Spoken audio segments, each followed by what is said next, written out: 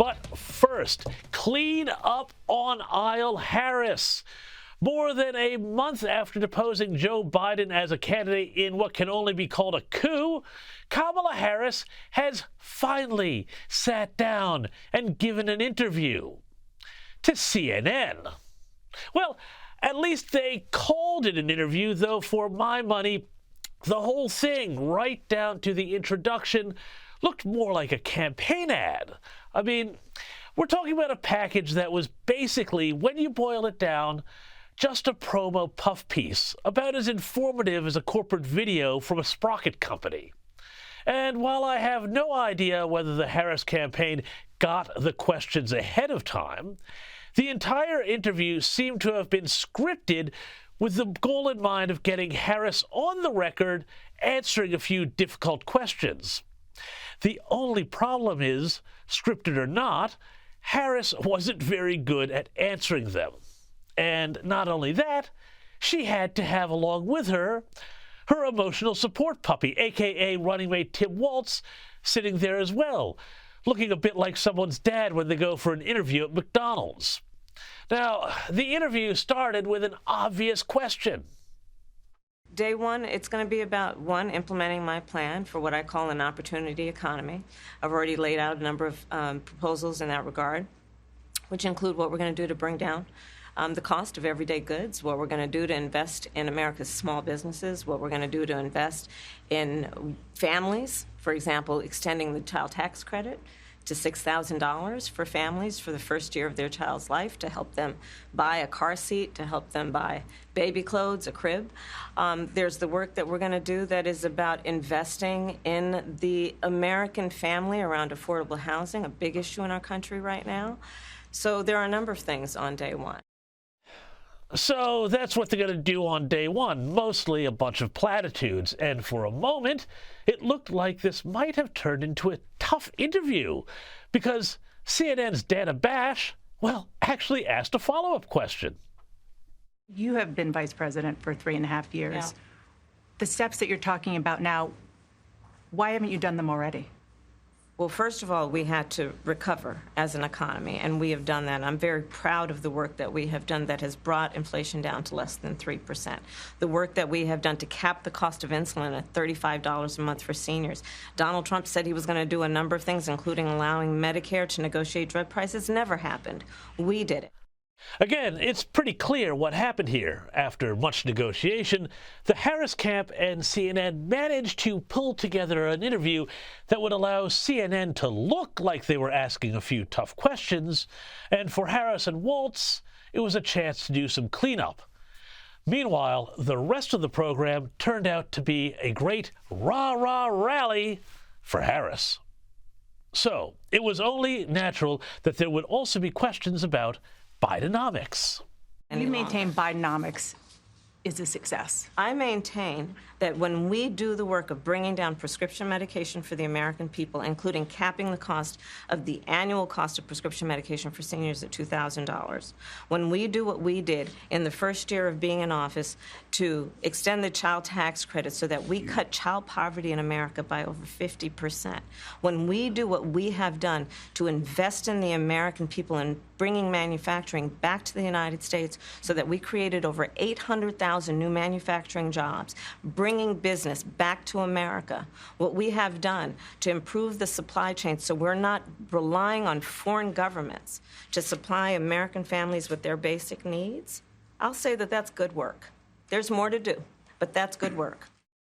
Oh, hard-hitting stuff there. Now, indeed, one thing she wants you to know, though, is that despite having taken multiple positions on everything over the course of her career, Kamala Harris, well, her values, they have not changed.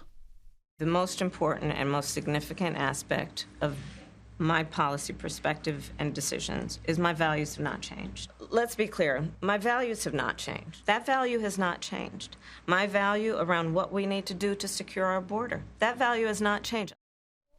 And with that out of the way, well, the interview was pretty much all happy talk.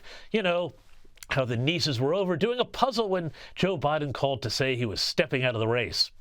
And then there was also this. The photograph that has gone viral. You were speaking one of your grandnieces that you were just talking about, was watching you accept the nomination. You didn't explicitly talk about gender or race in your speech, but it obviously means a lot to a lot of people, and that viral picture really says it. What does it mean to you? You know, I am running because I believe that I am the best person to do this job at this moment. What a masterful bit of propaganda by CNN and the Harris campaign. Pretend you're doing journalism, and then with what could have been a hard-hitting interview, turn it into fluff, complete with swelling inspirational music. Welcome on board. Thank you. It's good to see you. This is not where Vice President Harris thought she would be. We're going to Georgia. Yes. 7th trip there this year for me. A surprise nominee for president just months from Election Day. Set in motion after a stunning debate. Are you feeling the joy yet? Oh, and of course, plenty of candid moments from on the road. And finding his own rhythm with his new boss. What'd you order? Brisket and greens and mac and cheese. What about you? I had the brisket and coleslaw on this. And what about the spice situation, the Tabasco? What's happening with that? I'm going to let him speak for himself. The vice president's growing peppers at her residence, so she's trying to bring me along on this. You know, Minnesotans. It's okay. I'm getting there. It's I'm all getting good. You just do you. Honestly, does Tim Walz have any shame at all just being the butt of this cosmic political joke, set up as the dopey, clueless dad like something out of a TV commercial or sitcom? Anyway, of course, this is all totally predictable. I mean, we are talking about CNN, and specifically CNN's Dana Bash here. I mean, this is somebody who can do fiery, but only when she's defending Democrats. We have Joe Biden bragging on tape in January 2018, Dana, saying, and I said I'd be on the ground 90 more minutes, and if you don't believe me, call Barack. Okay. There's no evidence. For the record, there is no Why did he evidence brag that about Joe that? or Hunter Biden did anything And wrong. what Let's evidence- move no, on. no, Let's there's- move on. No evidence! No evidence! Do you hear her? Anyway, I'm sure, though, this bit of Dana Bash's commentary hasn't always been exactly a selling point. Put forward male figures, Tim Walz being one of them, Doug Emhoff last night, who can speak to men out there who might not be the sort of testosterone-laden, gun-toting kind of guy. Hey, gents, are you suffering from low testosterone, a manliness deficit? Well, the Democrat Party wants to hear from you. Seriously, though, looking back at this interview, what I do know is that this could wind up being a big problem for Harris, who seems to think she can just ride into the presidency on the vibe of the thing. Even in this controlled environment, though, there was nothing really resembling an answer to so many important questions. And then there is this question.